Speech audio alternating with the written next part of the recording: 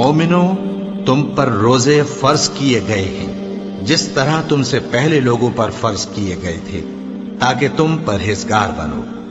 روزوں کے دن گنتی کے چند روز ہیں، تو جو شخص تم میں سے بیمار ہو یا سفر میں ہو تو دوسرے دنوں میں روزوں کا شمار پورا کر لے۔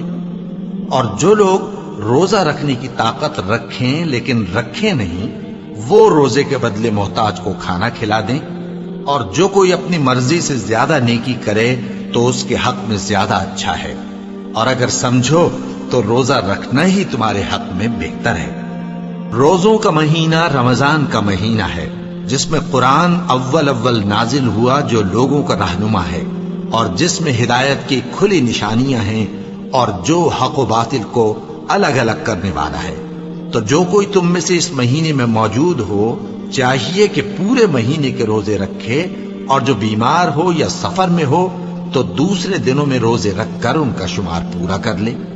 اللہ تمہارے حق میں آسانی چاہتا ہے اور سختی نہیں چاہتا، اور یہ آسانی کا حکم اس لیے دیا گیا ہے کہ تم روزوں کا شمار پورا کر لو، اور اس احسان کے بدلے کہ اللہ نے تم کو ہدایت بخشی ہے، تم اس کو بزرگی سے یاد کرو اور اس کا شکر کرو۔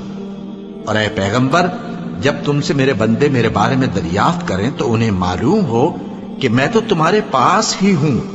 جب کوئی پکارنے والا مجھے پکارتا ہے تو میں اس کی دعا قبول کرتا ہوں۔ تو ان کو چاہیے کہ میرے حکموں کو مانیں اور مجھ پر ایمان رکھیں تاکہ نیک رستہ پائیں۔ روزوں کی راتوں میں تمہارے لیے اپنی عورتوں کے پاس جانا جائز کر دیا گیا ہے۔ وہ تمہاری پوشاک ہیں اور تم ان کی پوشاک ہو۔ اللہ کو معلوم ہے کہ تم ان کے پاس جانے سے اپنے حق میں خیانت کرتے تھے، سو اس نے تم پر مہربانی کی اور تمہاری حرکات سے درگزر فرمائی، تو اب تم کو اختیار ہے کہ ان سے مباشرت کرو۔ اور اللہ نے جو چیز تمہارے لیے لکھ رکھی ہے یعنی اولاد، اس کو اللہ سے طلب کرو اور کھاؤ اور پیو، یہاں تک کہ صبح کی سفید دھاری رات کی سیاہ دھاری سے الگ نظر آنے لگے۔ پھر روزہ رکھ کر رات تک پورا کرو، اور جب تم مسجدوں میں اعتکاف بیٹھتے ہو تو ان سے مباشرت نہ کرو۔ یہ اللہ کی حدیں ہیں، ان کے پاس نہ جانا۔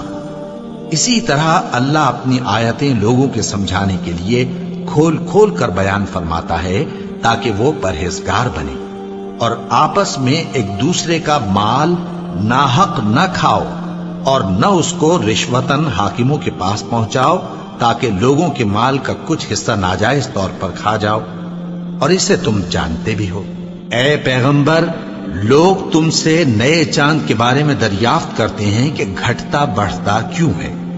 کہہ دو کہ وہ لوگوں کے کاموں کی میعادیں اور حج کے وقت معلوم ہونے کا ذریعہ ہے، اور نیکی اس بات میں نہیں کہ احرام کی حالت میں گھروں میں ان کے پچھواڑے کی طرف سے آؤ، بلکہ نیکوکار وہ ہے جو پرہیزگار ہو، اور گھروں میں ان کے دروازوں سے آیا کرو، اور اللہ سے ڈرتے رہو تاکہ کامیاب ہو جاؤ۔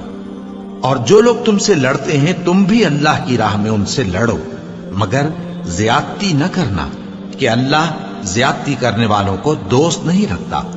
اور ان کو جہاں پاؤ قتل کر دو، اور جہاں سے انہوں نے تم کو نکالا ہے یعنی مکے سے، وہاں سے تم بھی ان کو نکال دو۔ اور دین سے گمراہ کرنے کا فساد قتل و خونریزی سے کہیں بڑھ کر ہے۔ اور جب تک وہ تم سے مسجد حرام یعنی خانہ کعبہ کے پاس نہ لڑیں، تم بھی وہاں ان سے نہ لڑنا۔ ہاں، اگر وہ تم سے لڑیں تو تم ان کو قتل کر ڈالو، کافروں کی یہی سزا ہے۔ پھر اگر وہ باز آ جائیں تو اللہ بخشنے والا ہے، رحم کرنے والا ہے۔ اور ان سے اس وقت تک لڑتے رہنا کہ فساد نابود ہو جائے اور ملک میں اللہ ہی کا دین غالب ہو جائے۔ پھر اگر وہ فساد سے باز آ جائیں تو ظالموں کے سوا کسی پر زیادتی نہیں کرنی چاہیے۔ ادب کا مہینہ ادب کے مہینے کے مقابل ہے، اور ادب کی چیزیں ایک دوسرے کا بدلہ ہیں۔ پس اگر کوئی تم پر زیادتی کرے تو جیسی زیادتی وہ تم پر کرے ویسی ہی تم اس پر کرو، اور اللہ سے ڈرتے رہو اور جان رکھو کہ اللہ ڈرنے والوں کے ساتھ ہے۔ اور اللہ کی راہ میں مال خرچ کرو اور اپنے آپ کو ہلاکت میں نہ ڈالو، اور نیکی کرو، بے شک اللہ نیکی کرنے والوں کو دوست رکھتا ہے۔